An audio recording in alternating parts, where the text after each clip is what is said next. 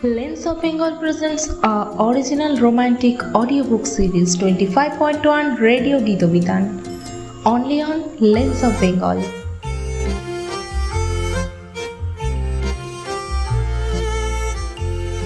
গুরুদেবের মৃত্যুবার্ষিকীতে তার প্রতি শ্রদ্ধা জ্ঞাপন করে লেন্স অফ বেঙ্গলের ক্ষুদ্র নিবেদন তার লেখা গল্প সমাপ্তির আধারে তুমি রবে নীরবে।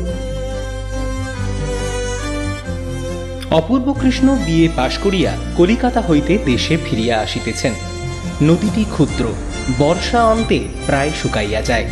এখন শ্রাবণের শেষ জলে ভরিয়া উঠিয়া একেবারে গ্রামের বেড়া ও বাঁশঝাড়ের তলদেশ চুম্বন করিয়াছে। বহুদিন ঘন বর্ষার পরে আজ মেঘমুক্ত আকাশে রৌদ্র দেখা দিয়াছে।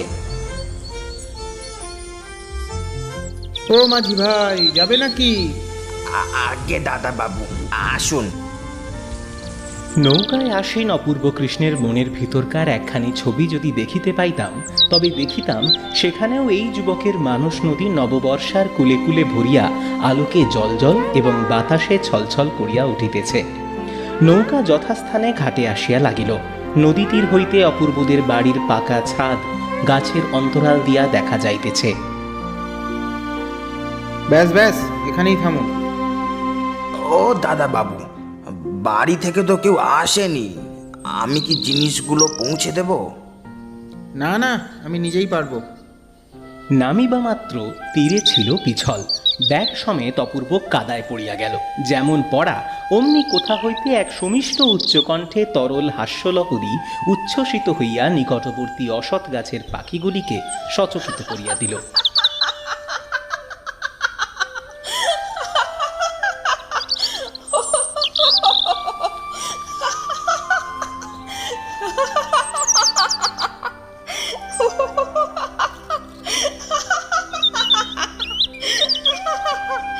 দেখলে তো দাদা বাবু, এই জন্যই বললাম আমি তোমায় দিয়ে আসি। দেখি দেখি দাও আমাকে। অপূর্ব অত্যন্ত লজ্জিত হইয়া তাড়াতাড়ি আত্মসংবরণ করিয়া চাহিয়া দেখিল তীরে মহাজনের নৌকা হইতে নূতন ইট রাশিকৃত করিয়া নামাইয়া রাখা হইয়াছে। তাহারই উপরে বসিয়া একটি মেয়ে হাস্যবেগে এখনই শতধা হইয়া যাইবে এমনি মনে হইতেছে। আয় বাবা আয়, তা একটাবার খবর দিয়ে আসতে হয়তো। তোর এই অবস্থা হলো কি করে?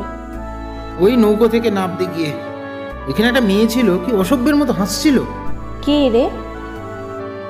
শ্যামবর্ণ, ছোট কোঁকড়া চুল, পিঠ পর্যন্ত পড়েছে, ঠিক যেন বালকের মতো মুখের ভাব। মস্ত মস্ত দুটো কালো চোখে, না আছে লজ্জা, না আছে ভয়, না আছে হাবভাব লীলার লেশমাত্র। ও হলো মৃন্ময়ী। অপূর্ব চিনিতে পারিল তাহাদেরই নূতন প্রতিবেশিনীর মেয়ে মৃন্ময়ী। দূরে বড় নদীর ধারে ইহাদের বাড়ি ছিল।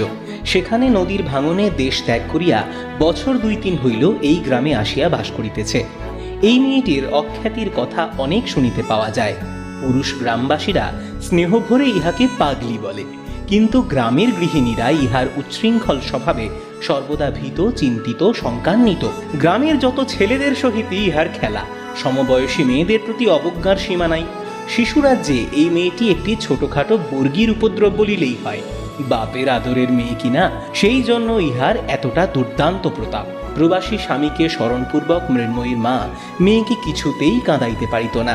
শরীর দীর্ঘ, পরিপুষ্ট, সবল, কিন্তু তাহার বয়স অধিক কি অল্প সে প্রশ্ন কাহারও মনে উদয় হয় না।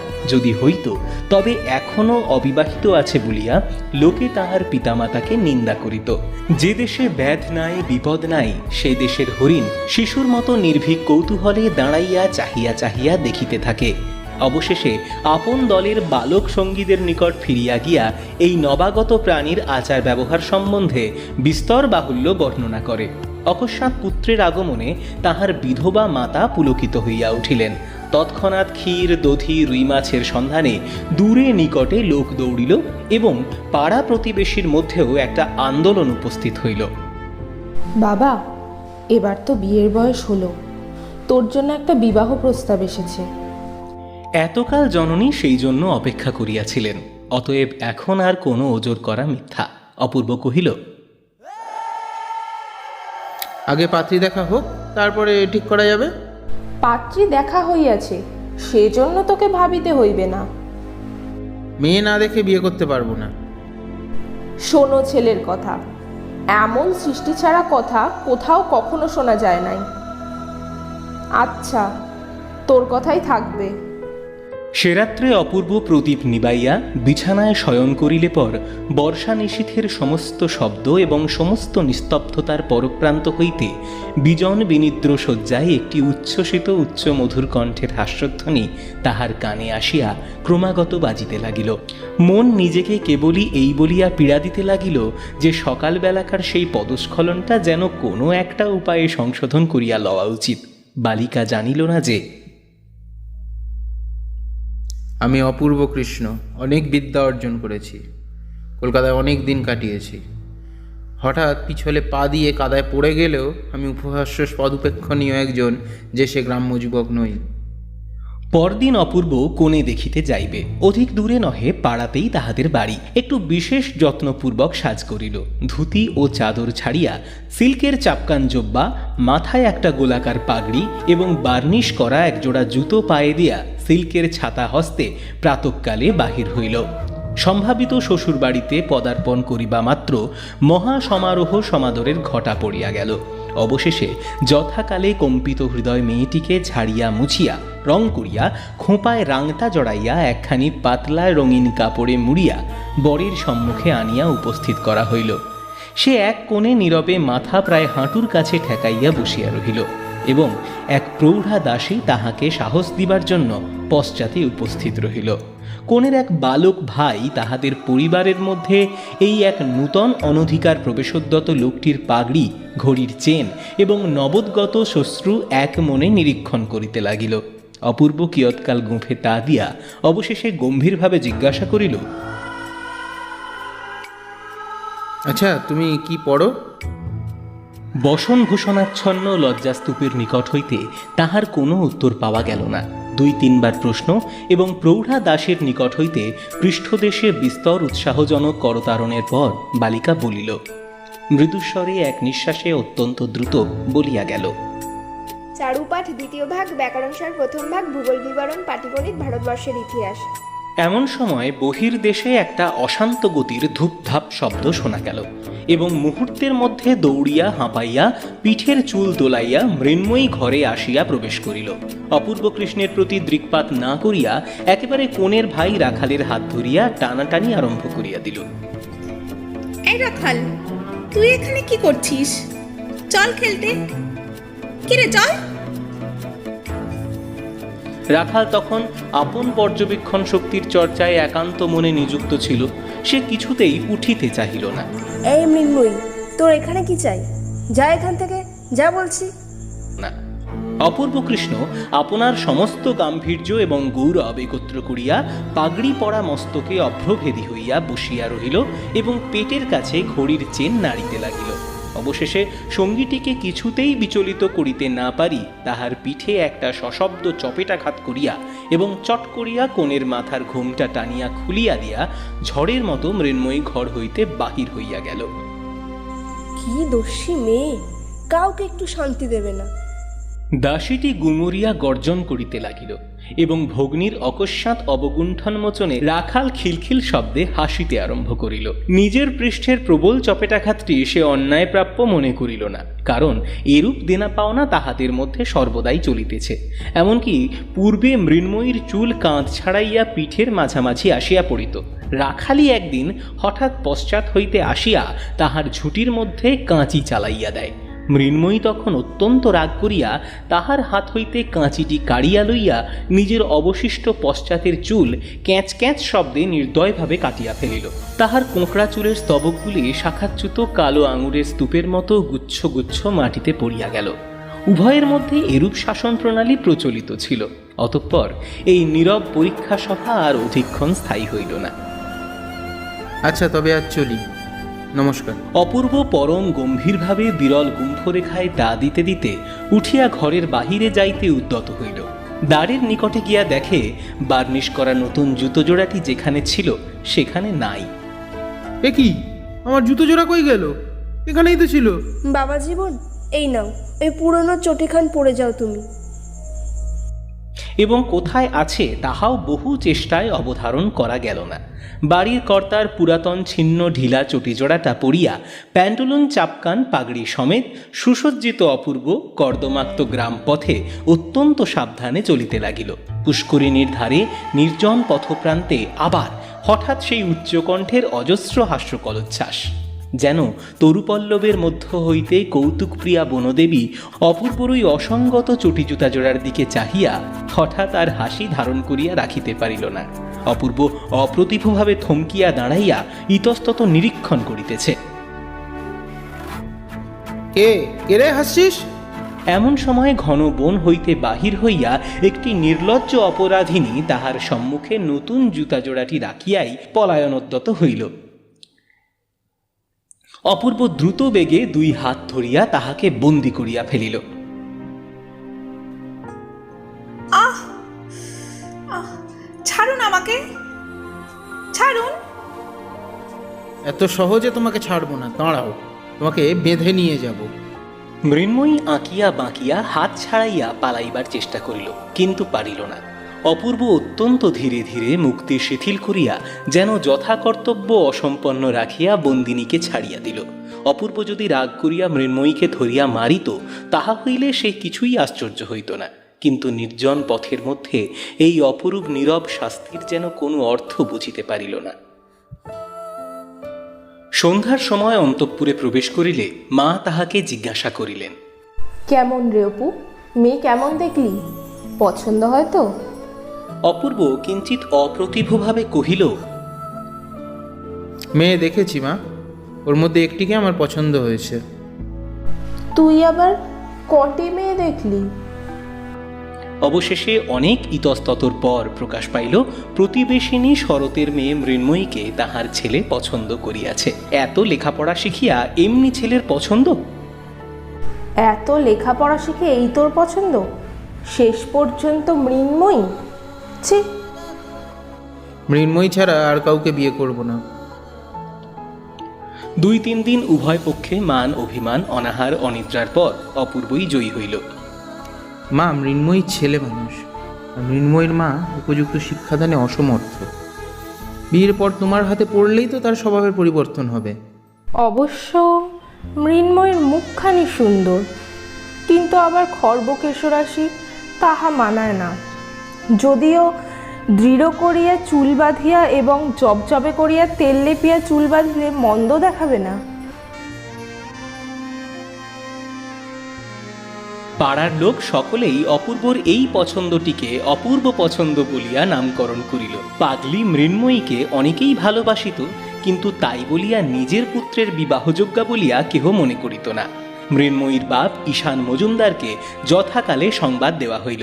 সে কোনো একটি স্টিমার কোম্পানির কেরানি রূপে দূরে নদী তীরবর্তী একটি ক্ষুদ্র স্টেশনে একটি ছোট টিনের ছাদ বিশিষ্ট কুটিরে মাল ওঠানো নামানো এবং টিকিট বিক্রয় কার্যে নিযুক্ত ছিল।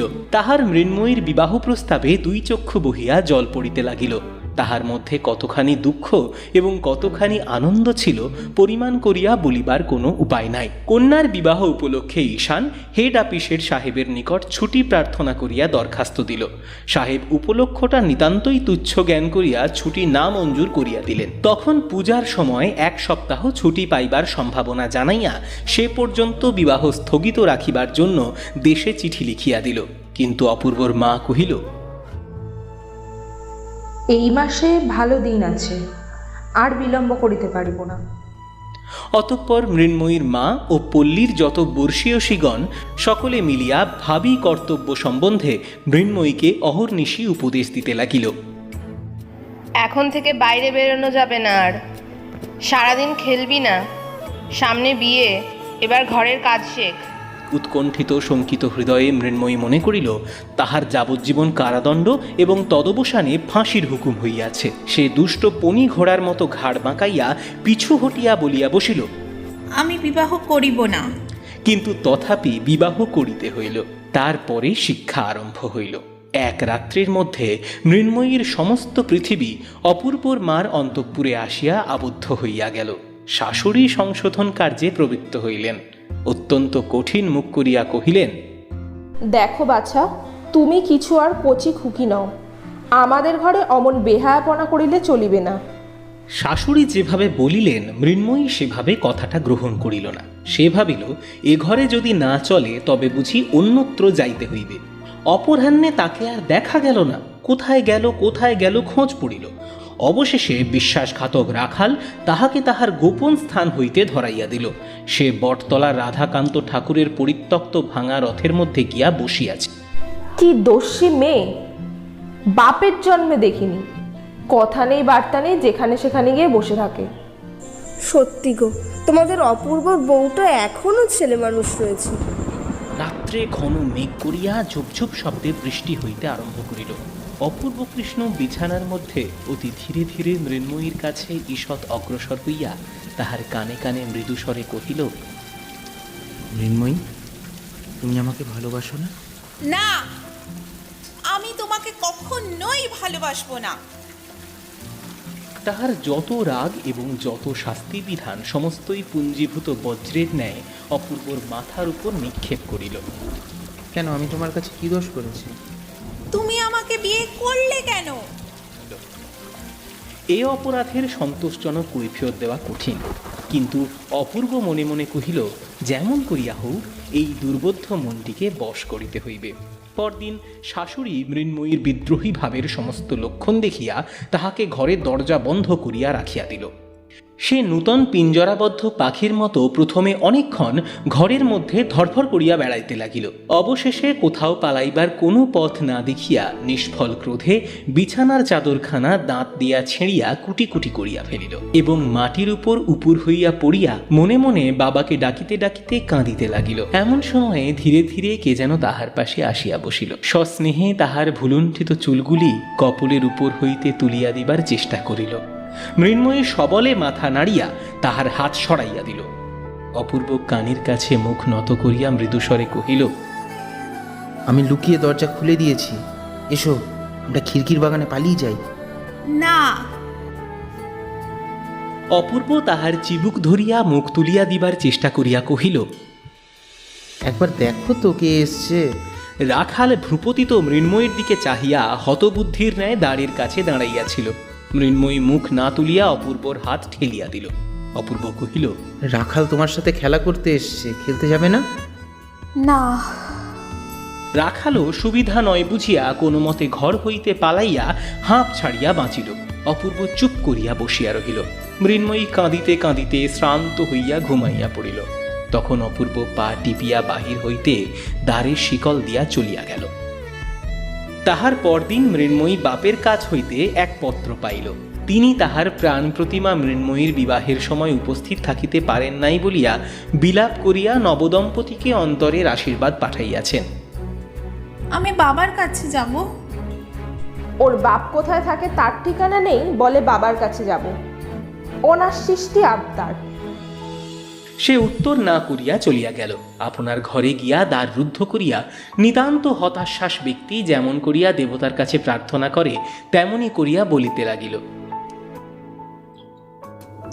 বাবা, আমাকে তুমি নিয়ে যাও। এখানে আমার কেউ নেই। এখানে থাকলে আমি বাঁচবো না। গভীর রাত্রে তাহার স্বামী নিদ্রিত হইলে ধীরে ধীরে দ্বার খুলিয়া মৃন্ময়ী গৃহের বাহির হইল। যদিও একবার মেঘ করিয়া আসিতেছিল, তথাপি জ্যোৎস্না রাত্রে পথ দেখিবার মতো আলোক যথেষ্ট ছিল। বাপের কাছে যাইতে হইলে কোন পথ অবলম্বন করিতে হইবে মৃন্ময়ী তাহার কিছুই জানিত না। কেবল তাহার মনের বিশ্বাস ছিল যে পথ দিয়া ডাকের পত্রবাহক রানারগণ চলে সেই পথ দিয়া পৃথিবীর সমস্ত ঠিকানায় যাওয়া যায়। মৃন্ময়ী সেই ডাকের পথ ধরিয়া চলিতে লাগিল। চলিতে চলিতে শরীর শ্রান্ত হইয়া আসিল। রাত্রিও প্রায় শেষ হইল। বনের মধ্যে যখন উসখুস করিয়া অনিশ্চিত সুরে দু একটা পাখি ডাকিবার উপক্রম করিতেছে, অথচ নিঃসংশয়ে সময় নির্ণয় করিতে না পারিয়া ইতস্তত করিতেছে, তখন মৃন্ময়ী পথের শেষে নদীর ধারে একটা বৃহৎ বাজারের মতো স্থানে আসিয়া উপস্থিত হইল। অতঃপর কোন দিকে যাইতে হইবে ভাবিতেছে, এমন সময় পরিচিত ঝমঝম শব্দ শুনিতে পাইল। চিঠির থলে কাঁধে করিয়া ঊর্ধ্বশ্বাসে ডাকের রানার আসিয়া উপস্থিত হইল। কুশিগঞ্জে আমি বাবার কাছে যাব। আমাকে তুমি সঙ্গে নিয়ে চলো না। কুশিগঞ্জ? সে কোথায়? আমি তো জানি না। এই বলিয়া ঘাটে বাঁধা ডাকনৌকার মাঝিকে জাগাইয়া দিয়া নৌকা ছাড়িয়া দিল। তাহার দয়া করিবার বা প্রশ্ন করিবার সময় নাই। দেখিতে দেখিতে হাট এবং বাজার সজাগ হইয়া উঠিল। মৃন্ময়ী ঘাটে নামিয়া একজন মাঝিকে ডাকিয়া কহিল, মাঝি, আমাকে কুশিগঞ্জে নিয়ে যাবে? মাঝি তাহার উত্তর দিবার পূর্বেই পাশের নৌকা হইতে একজন বলিয়া উঠিল, আরে কেও মিনুমা, তুমি এখানে কোথা থেকে? মৃন্ময়ী উচ্ছ্বসিত ব্যগ্রতার সহিত বলিয়া উঠিল, বনমালী, আমি কুশিগঞ্জে বাবার কাছে যাব, আমাকে তোর নৌকায় নিয়ে চল। বনমালী তাহাদের গ্রামের মাঝি। সে এই উচ্ছৃঙ্খল প্রকৃতি বালিকাটিকে বিলক্ষণ চিনিত। সে কহিল, বাবার কাছে যাবে? সে তো বেশ কথা, চলো তাহলে, আমি তোমাকে নিয়ে যাচ্ছি। মৃন্ময়ী নৌকায় উঠিল। মাঝি নৌকা ছাড়িয়া দিল। মেঘ করিয়া মুষলধারে বৃষ্টি আরম্ভ হইল। ভাদ্র মাসের পূর্ণ নদী ফুলিয়া ফুলিয়া নৌকা দোলাইতে লাগিল। মৃন্ময়ীর সমস্ত শরীর নিদ্রায় আচ্ছন্ন হইয়া আসিল। অঞ্চল পাতিয়া সে নৌকার মধ্যে শয়ন করিল এবং এই দুরন্ত বালিকা নদী দোলায় প্রকৃতির স্নেহ পালিত শান্ত শিশুটির মতো অকাতরে ঘুমাইতে লাগিল। জাগিয়া উঠিয়া দেখিল তাহার শ্বশুর বাড়িতে খাটে শুইয়া আছে। তাহাকে জাগ্রত দেখিয়া ঝি বকিতে আরম্ভ করিল। ঝির কণ্ঠস্বরে শাশুড়ি আসিয়া অত্যন্ত কঠিন কঠিন করিয়া বলিতে লাগিলেন। মৃন্ময়ী বিস্ফারিত নেত্রে নীরবে তাহার মুখের দিকে চাহিয়া রহিল। অবশেষে তিনি যখন তাহার বাপের শিক্ষাদোষের উপর কটাক্ষ করিয়া বলিলেন, তখন মৃন্ময়ী দ্রুতপদে পাশের ঘরে প্রবেশ করিয়া ভিতর হইতে শিকল বন্ধ করিয়া দিল। মা, বউকে 2-1 দিনের জন্য একবার বাপের বাড়ি পাঠিয়ে দিতে দোষ কি? মা অপূর্বকে ন ভূত ন ভবিষ্যতি ভর্ৎসনা করিতে লাগিলেন এবং দেশে এত মেয়ে থাকিতে বাছিয়া বাছিয়া এই অস্থিদাহকারী দস্যু মেয়েকে ঘরে আনার জন্য তাহাকে যথেষ্ট গঞ্জনা করিলেন। সেদিন সমস্ত দিন বাহিরে ঝড় বৃষ্টি এবং ঘরের মধ্যেও অনুরূপ দুর্যোগ চলিতে লাগিল। তাহার পরদিন গভীর রাত্রে অপূর্ব মৃন্ময়ীকে ধীরে ধীরে জাগ্রত করিয়া কহিল, মৃন্ময়ী, তোমার বাবার কাছে যাবে? মৃন্ময়ী সবেগে অপূর্বর হাত চাপিয়া ধরিয়া সচকিত হইয়া কহিল, যাব। তবে এসো, আমরা দুজনে আস্তে আস্তে পালিয়ে যাই। আমি ঘাটে নৌকো ঠিক করে রেখেছি। মৃন্ময়ী অত্যন্ত সকৃতজ্ঞ হৃদয়ে একবার স্বামীর মুখের দিকে চাহিল। তাহার পর তাড়াতাড়ি উঠিয়া কাপড় ছাড়িয়া বাহির হইবার জন্য প্রস্তুত হইল। অপূর্ব তাহার মাতার চিন্তা দূর করিবার জন্য একখানি পত্র রাখিয়া দুইজনে বাহির হইল। মৃন্ময়ী সেই অন্ধকার রাত্রে জনশূন্য নিস্তব্ধ নির্জন গ্রাম পথে এই প্রথম স্বেচ্ছায় আন্তরিক নির্ভরের সহিত স্বামীর হাত ধরিল। তাহার হৃদয়ের আনন্দ উদ্বেগ সেই সুকোমল স্পর্শযোগে তাহার স্বামীর শিরার মধ্যে সঞ্চারিত হইতে লাগিল। নৌকা সেই রাত্রেই ছাড়িয়া দিল। অশান্ত হর্ষোচ্ছ্বাস সত্ত্বেও অনতিবিলম্বেই মৃন্ময়ী ঘুমাইয়া পড়িল। পরদিন কি মুক্তি, কি আনন্দ! দুই ধারে কত গ্রাম, বাজার, শস্যক্ষেত, বন, দুই ধারে কত নৌকা যাতায়াত করিতেছে। মৃন্ময়ী প্রত্যেক তুচ্ছ বিষয়ে স্বামীকে সহস্রবার প্রশ্ন করিতে লাগিল। পরদিন সন্ধ্যাবেলায় নৌকা কুশিগঞ্জে গিয়া পৌঁছিল। তার বাবা টুলের উপর বসিয়া হিসাব লিখিতেছিলেন। এমন সময় নবদম্পতি ঘরের মধ্যে প্রবেশ করিল। বাবা! সে ঘরে এমন কণ্ঠধ্বনি এমন করিয়া কখনো ধ্বনিত হয় নাই। ঈশানের চোখ দিয়া দরদর করিয়া অশ্রু পড়িতে লাগিল। সে কি বলিবে কি করিবে কিছুই ভাবিয়া পাইল না। তাহার মেয়ে এবং জামাই যেন সাম্রাজ্যের যুবরাজ এবং যুবমহিষী। এই সমস্ত পাটের বস্তার মধ্যে তাহাদের উপযুক্ত সিংহাসন কেমন করিয়া নির্মিত হইতে পারে, ইহাই যেন তাহার দিশাহারা বুদ্ধি ঠিক করিয়া উঠিতে পারিল না। তাহার পর আহারের ব্যাপার সেও এক চিন্তা। দরিদ্র কেরানি নিজ হস্তে ডাল ভাতে ভাত পাক করিয়া খায়। আজ এই এমন আনন্দের দিনে সে কি করিবে, কি খাওয়াইবে? বাবা, আজ আমরা সকলে মিলিয়া রাঁধিব। অপূর্ব এই প্রস্তাবে সাতিশয় উৎসাহ প্রকাশ করিল। এমনি করিয়া 3 দিন কাটিল। 2 বেলা নিয়মিত স্টিমার আসিয়া লাগে, কত লোক, কত কোলাহল। সন্ধ্যাবেলায় নদী তীর একেবারে নির্জন হইয়া যায়। তখন কি অবাধ স্বাধীনতা! এবং 3 জনে মিলিয়া নানা প্রকার জোগাড় করিয়া, ভুল করিয়া, এক করিতে আর এক করিয়া তুলিয়া রাঁধা বাড়া। এবার তো যেতে হবে আমাদের, ওদিকে অনেক কাজ বাকি আছে। আর কটা দিন থাকি না? কাজ নাই। বিদায়ের দিন কন্যাকে বুকের কাছে টানিয়া তাহার মাথায় হাত রাখিয়া অশ্রুগদগদ কণ্ঠে ঈশান কহিল, মা, তুমি শ্বশুর ঘর উজ্জ্বল করিয়া লক্ষ্যে হইয়া থাকিও।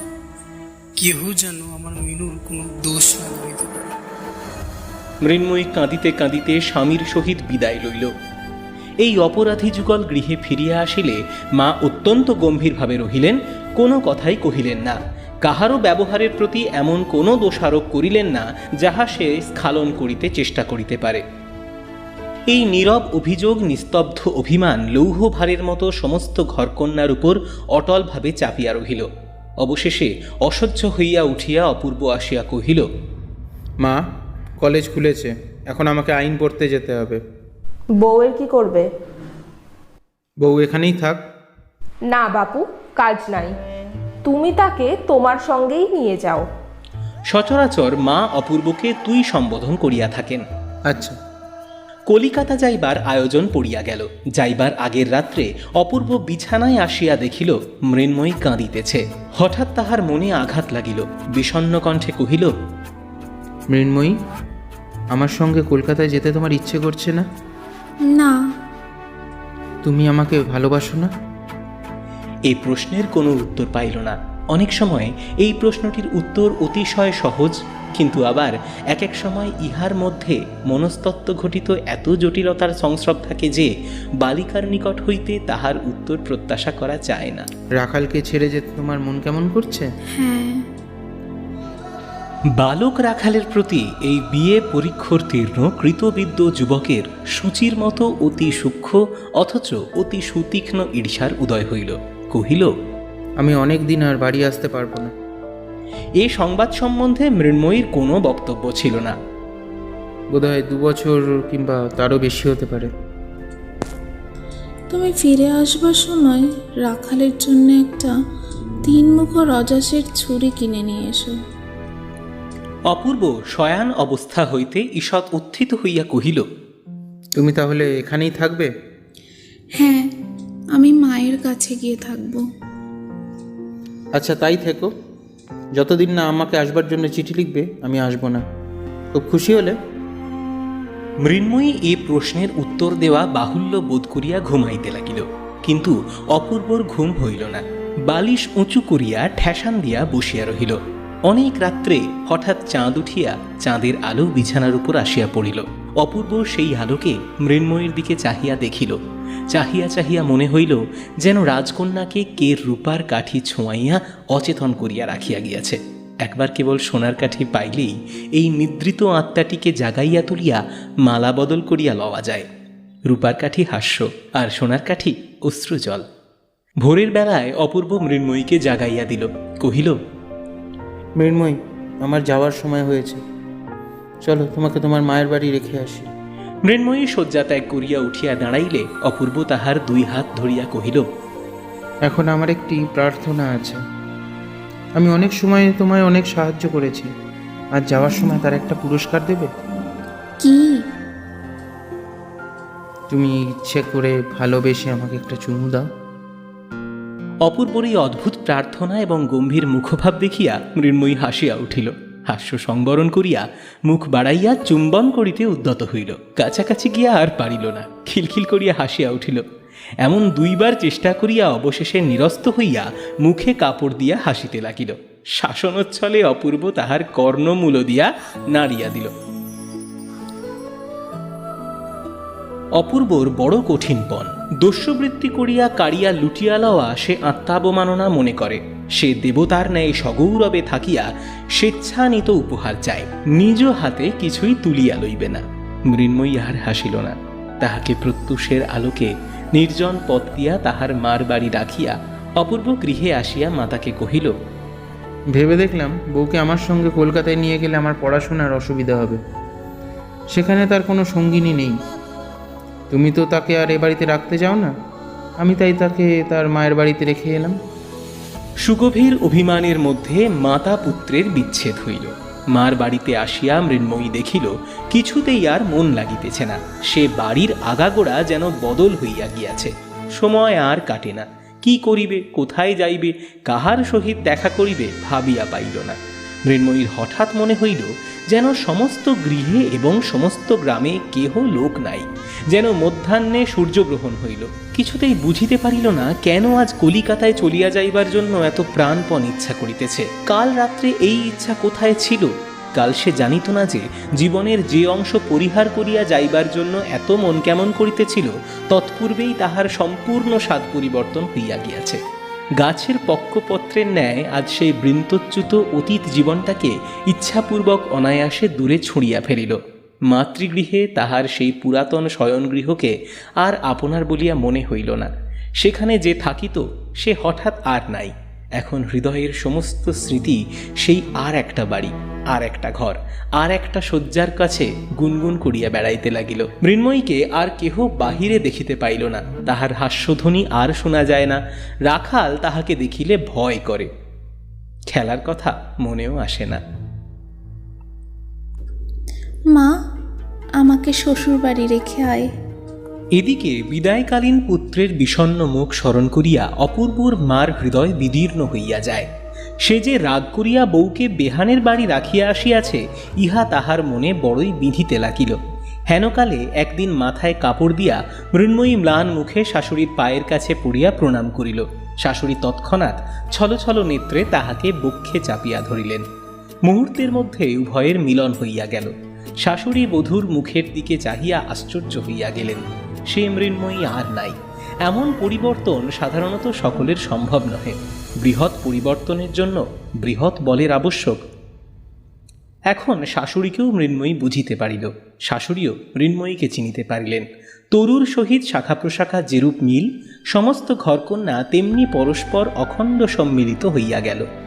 এই যে একটি গম্ভীর স্নিগ্ধ বিশাল রমণী প্রকৃতি মৃন্ময়ীর সমস্ত শরীরে এবং সমস্ত অন্তরে রেখায় রেখায় ভরিয়া ভরিয়া উঠিল, ইহাতে তাহাকে যেন বেদনা দিতে লাগিল।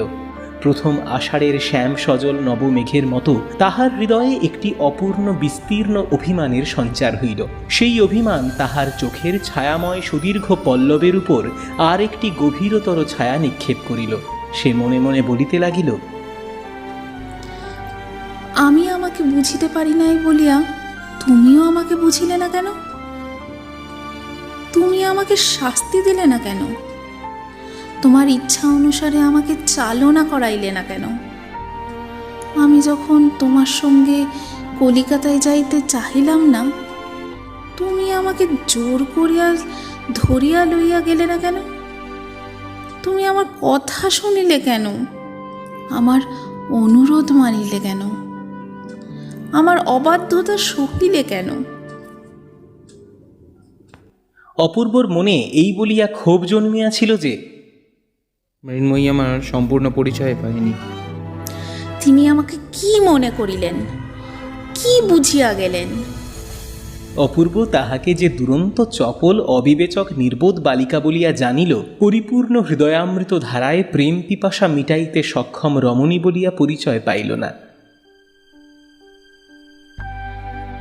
ইহাতেই সে পরিতাপে লজ্জায় ধিক্কারে পীড়িত হইতে লাগিল। চুম্বনের এবং সোহাগের সে ঋণগুলি অপূর্বর মাথার বালিশের উপর পরিশোধ করিতে লাগিল। এমনিভাবে কত দিন কাটিল। সে তো যাওয়ার সময় বলেছিল, তুমি চিঠি না লিখিলে আমি বাড়ি ফিরিব না। মৃন্ময়ী তাহাই স্মরণ করিয়া একদিন ঘরে দ্বার রুদ্ধ করিয়া চিঠি লিখিতে বসিল। অপূর্ব তাহাকে যে সোনালি পাড় দেওয়া রঙিন কাগজ দিয়াছিল, তাহাই বাহির করিয়া বসিয়া ভাবিতে লাগিল। খুব যত্ন করিয়া ধরিয়া লাইন বাঁকা করিয়া অঙ্গুলিতে কালি মাখিয়া অক্ষর ছোট বড় করিয়া উপরে কোনো সম্বোধন না করিয়া একেবারে লিখিল, তুমি আমাকে চিঠি লেখো না কেন? তুমি কেমন আছো? আর তুমি বাড়ি এসো। আর কি বলিবার আছে কিছুই ভাবিয়া পাইল না। আসল বক্তব্য কথা সবগুলিই বলা হইয়া গেল বটে, কিন্তু মনুষ্য সমাজে মনের ভাব আর একটু বাহুল্য করিয়া প্রকাশ করা আবশ্যক। মৃন্ময়ীও তাহা বুঝিল। এই জন্য আরও অনেকক্ষণ ভাবিয়া ভাবিয়া আর কয়েকটি নূতন কথা যোগ করিয়া দিল।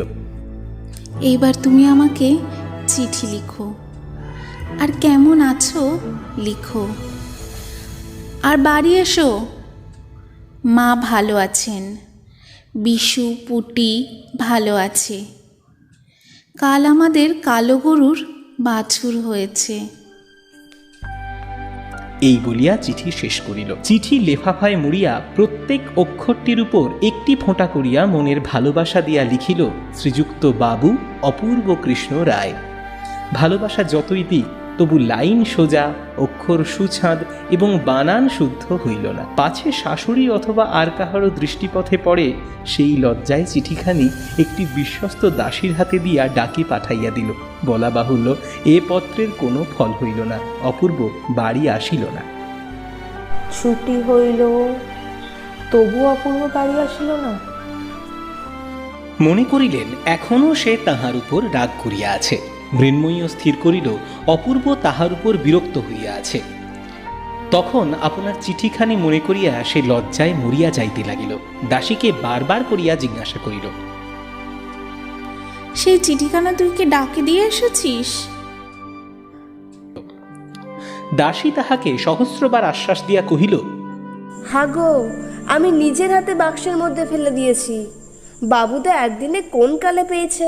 অবশেষে অপূর্বর মা একদিন মৃন্ময়ীকে ডাকিয়া কহিলেন, বৌমা, অপু অনেকদিন তো বাড়ি এলো না, তাই মনে করছি কলকাতায় গিয়ে তাকে দেখে আসি গে।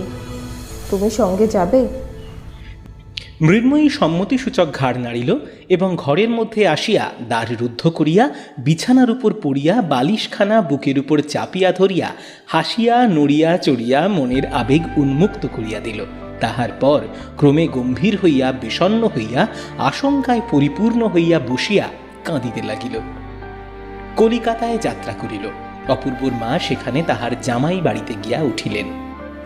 অপূর্ব ভগ্নিপতির নিকট হইতে পত্র পাইল। মা আসিয়াছেন, শীঘ্র আসিবে এবং রাত্রে এইখানেই আহারাদি করিবে। সংবাদ সমস্ত ভালো। শেষ আশ্বাস সত্ত্বেও অপূর্ব অমঙ্গল শঙ্কায় বিমর্ষ হইয়া উঠিল। অবিলম্বে ভগ্নীর বাড়ি গিয়া উপস্থিত হইল। সাক্ষাৎ মাত্রই, মা সব ভালো তো? সব ভালো। তুই ছুটিতে বাড়ি গেলি না, তাই আমি তোকে নিতে এসেছি। সেই জন্য এত কষ্ট করে আসবার কি দরকার ছিল?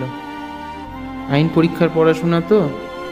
দাদা, এবার বউকে তোমার সঙ্গে আনলে না কেন? আইনের পড়াশুনোর চাপ, তারপর এখানে ওর সাথে সময় দেওয়ার কেউ নেই। ও সমস্ত মিথ্যা ওজোর। আমাদের ভয় আনতে সাহস হয় না। ভয়ঙ্কর লোকটাই বটে। ছেলে মানুষ হঠাৎ দেখলে আচমকা আঁতকে উঠতে পারে। এইভাবে হাস্য পরিহাস চলিতে লাগিল। কিন্তু অপূর্ব অত্যন্ত বিমর্ষ হইয়া রহিল। কোনো কথা তাহার ভালো লাগিতেছিল না। তাহার মনে হইতেছিল, সেই যখন মা কলিকাতায় আসিলেন, তখন মৃন্ময়ী ইচ্ছা করিলে অনায়াসে তাহার সহিত আসিতে পারিত। বোধহয় মা তাহাকে সঙ্গে আনিবার চেষ্টাও করিয়াছিলেন, কিন্তু সে সম্মত হয় নাই। এ সম্বন্ধে সংকোচবশত মাকে কোনো প্রশ্ন করিতে পারিল না। সমস্ত মানব জমিন এবং বিশ্ব রচনাটা আগাগোড়া ভ্রান্তি সংকুল বলিয়া বোধ হইল। আহারান্তে প্রবল বেগে বাতাস উঠিয়া বিষম বৃষ্টি আরম্ভ হইল। দাদা, আজ আমাদের এখানেই থেকে যাও। না, বাড়ি যেতে হবে, কাজ আছে। রাত্রে তোমার আবার এত কাজ কিসের? এখানে এক রাত্রি থেকে গেলে তোমার তো কারো কাছে জবাবদিহি করতে হবে না। তোমার ভাবনা কি? অনেক পীড়াপিড়ির পর বিস্তর অনিচ্ছা সত্ত্বেও অপূর্ব সে রাত্রি থাকিয়া যাইতে সম্মত হইল। দাদা, তোমাকে শ্রান্ত দেখাচ্ছে, তুমি আর দেরি করো না, চলো শুতে চলো। অপূর্বরও সেই ইচ্ছে। শয্যাতলে অন্ধকারের মধ্যে একলা হইতে পারিলে বাঁচে। কথার উত্তর প্রত্যুত্তর করিতে ভালো লাগিতেছে না। শয়নগৃহের দ্বারে আসিয়া দেখিল ঘর অন্ধকার। বাতাসে আলো নিভে গেছে দেখছি। তা আলো এনে দেব কি দাদা? না, দরকার নেই, আমি রাত্রে আলো রাখি না। ভগ্নী চলিয়া গেলে অপূর্ব অন্ধকারে সাবধানে খাটের অভিমুখে গেল। খাটে প্রবেশ করিতে উদ্যত হইতেছে এমন সময় হঠাৎ বলয় নিক্কণ শব্দে একটি সুকোমল বাহুপাশ তাহাকে সুকঠিন বন্ধনে বাঁধিয়া ফেলিল এবং একটি পুষ্পপুর তুল্য ওষ্ঠাধর দস্যুর মতো আসিয়া পড়িয়া অবিরল অশ্রুজলসিক্ত আবেগপূর্ণ চুম্বনে তাহাকে বিস্ময় প্রকাশের অবসর দিল না। অপূর্ব প্রথমে চমকিয়া উঠিল, তাহার পরে বুঝিতে পারিল অনেক দিনের একটি হাস্যবাধায় অসম্পন্ন চেষ্টা আজ অশ্রু জলধারায় সমাপ্ত হইল। আপনারা শুনলেন রবীন্দ্রনাথ ঠাকুরের লেখা সমাপ্তি। গল্পে অপূর্বের চরিত্রে রেবতীর্ণ, মৃন্ময় চরিত্রে রানু, গল্প পাঠে তমাল, দাসী চরিত্রে অর্পিতা, মাঝি চরিত্রে রাহুল, ভগ্নিপতি চরিত্রে প্রাণস্মিতা, ভগ্নিপতি চরিত্রে সুমিত, ঈশান চরিত্রে সন্দীপ, রানার চরিত্রে অরূপ। গল্পের সম্পূর্ণ নাট্য রূপায়ণে team lens of Bengal. Editing, special sound effects and posters ডিজাইনিংয়ে Arup. Thank you for listening.